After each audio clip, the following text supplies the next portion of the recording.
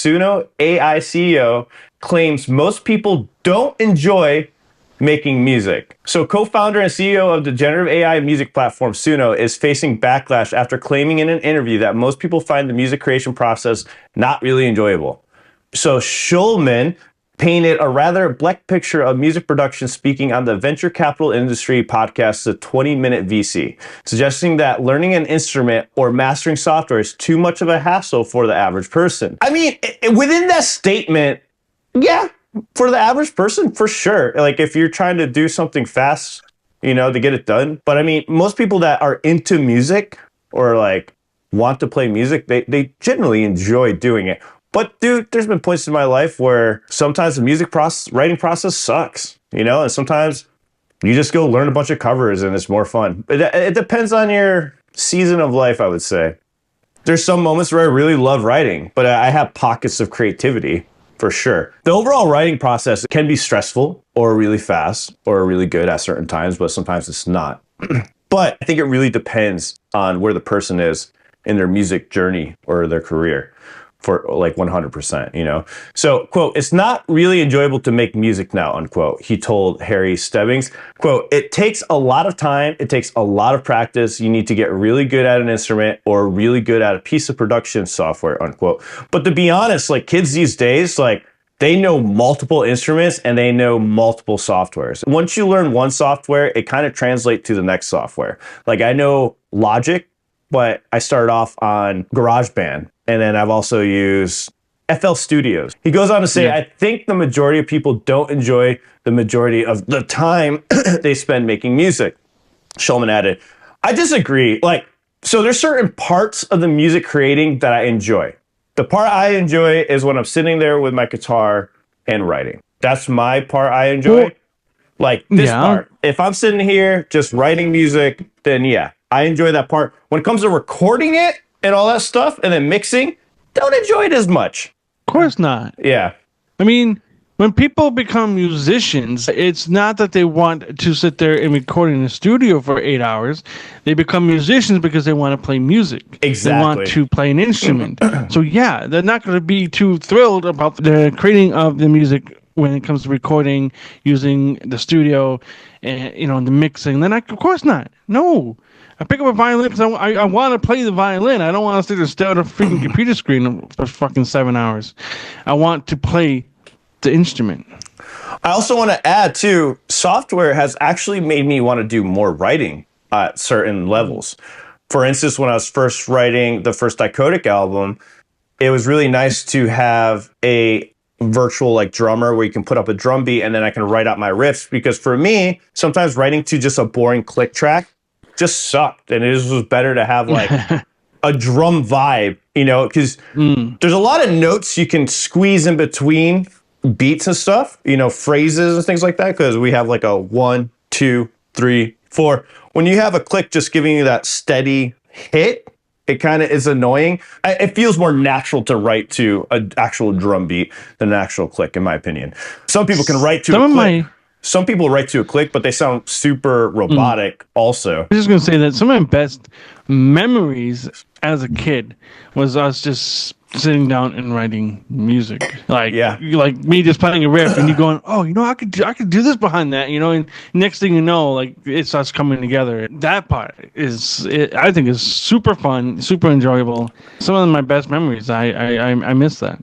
I agree. My favorite is writing with other people, but I'll tell you right now, Joe, we're very few in between on that one. Like there's a lot of people that don't like writing with other people. They like writing. It's so weird to me. Yeah. It's weird to me that people don't like that. How could you not?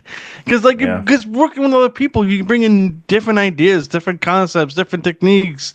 It's so much cooler to do it with other people. But this just goes back to my point. It depends on the person. It really does. Yeah. It totally depends. I like writing with other people. You like writing with other people. Some people don't. Because I can understand why they don't. Because there's situations when you're writing in a band and you're butting heads with somebody constantly. That can make writing not enjoyable. That's why it's really impressive when you have a band, for instance, like Bandmate, who's had the same members since inception. And they're still together. That is so rare. Like, that is very rare. That situation, like just thinking about like in the Japanese world, that That band specifically it's impressive that they pulled off such a long history together, and they're still together, and multiple albums. I wonder, and they're still playing together. Japanese bands, like culturally, do they tend to stick together more often than American bands? Like, are you more likely to see American bands break up or members leave versus a Japanese band? Are they more likely to stay together because Japanese tend to be more loyal than Americans? You just had a bassist leave one band. Mina. I'm not saying it doesn't happen. I'm just saying see it more often in American. No, I don't think so. I think it happens a lot in Japanese. So? Now that I think about it, like after all the articles I see in my Discord server, I see so many band members switching out constantly. I know that a lot, especially the more famous they become, they spread out and they work with other bands, but they don't necessarily have left the original. I'm just comparing their culture, like Japanese people, like with their jobs, like, you know, there's a level of loyalty and it's hard to get them to leave. You know, you don't have that problem in America. For sure. And you're right. I can't think of one American band that has all the original members. I mean, I could think of maybe one or two, but that's because they passed away. Well, passing away, I don't count that. You know, obviously you have to replace them. All the bands that I love have all switched members out, except for Bandmate. Maximum Hormone, I guess, would be one. So I mean, you're right. There's definitely more. They still switch out members. Like East of Eden is a new band that I really love. Actually, they made a great member change, I think. They just lost their Wakazaiban bassist, just left, and they have a new bassist, Mina, and her addition to that group is so good. Joe, you love that song. I gotta show you that song. You would absolutely love that song. Teresa said, people who are into music enjoy making music and playing instruments and learning about it. People who aren't don't. Agreed. And the people that don't enjoy it, they will gear towards the AI stuff and they'll find easy ways to make music. There's people out there that don't like making music. I mean, come on, listen to the hip hop pop scene. My daughter was showing me some of the songs that they listen to, and I couldn't believe that it was actual music. That WAP song, you know, it was like that type of music. And I was like, how? Like, here's the thing. When you listen to a song like WAP, right? If it was meant as a joke, imagine it was a joke. It would be fucking hilarious.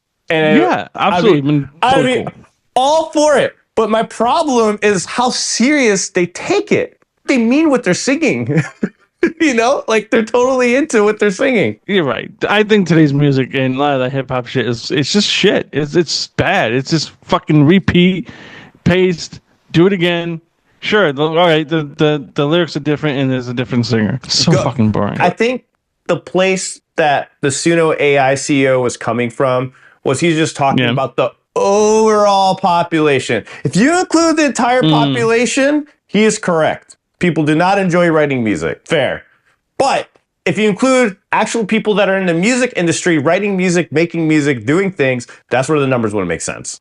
I think most people really enjoy messing with software. And I think there's an art and skill to doing software. When you're using AI software, it's still difficult to use. You still have to have a certain amount of skill to make sure it sounds good. You can't. You can't know absolutely nothing about. I mean, you can. There's a lot of musicians that have made it and know absolutely nothing about music. Good example is Dave Grohl from Foo Fighters.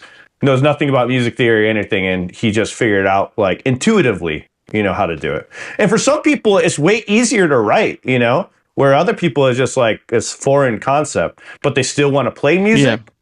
That's where AI helps them because they really want to write music, but they just can't grasp the concept. And sometimes I'll help them get out awesome music. It really depends on the person. It really does. Like, it really depends on the person. Because some people like doing that software stuff. Some people like mixing. They enjoy doing that. And what do? They become sound engineers. They make the like choices based on that, and they become that. You know, they're not necessarily musicians themselves, but they like making music in that way, and that's great.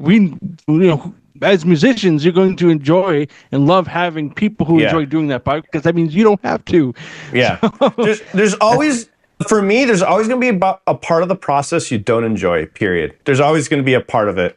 For me, believe it or not, I hate mixing and I hate recording. I don't like it. I learned mixing out of necessity because I could never find anyone that would mix my shit the right way. So that's the only reason why I started learning how to mixing. But it's not fun for me to mix. I'd rather be writing music, like actually writing the music, not the. I don't like mixing my own stuff. I always try to outsource mixing my own music. I'll mix other people's music, but I hate mixing my own music because it takes the fun out of it for me. And I want when I write and create a song, I want it to be absolute fun when I do it. And when I mix my own music, it makes it not fun anymore. And then my brain tricks me into not writing music because it's like, well, you're going to have to fucking record this in the future. And you're going to have to mix this in the future. You're going to have to make a music video in the future. It's like, fuck, I don't want to write anything. You know? Like that, all that shit stacks up. Like that's what happens in my head when I think about writing a song. I'm like, oh yeah, I can't wait to write a new song, but also I have to mix it. But also it has to be recorded. Also, I have to make a music video eventually. And then I have to release it through a platform that's going to fuck me over anyways with royalties. You know what I mean? It's all the stuff that comes after writing a song. For me, that absolutely sucks. And that's why we had record labels and production companies that would normally help artists do all that stuff. But now, in today's age, as an artist, you have to do all of it. So check out the full conversation right here. This is a clip from our podcast that we do every Sunday at 9 a.m. Mountain Standard Time. Hope to see you all there. See you in the next one. See you.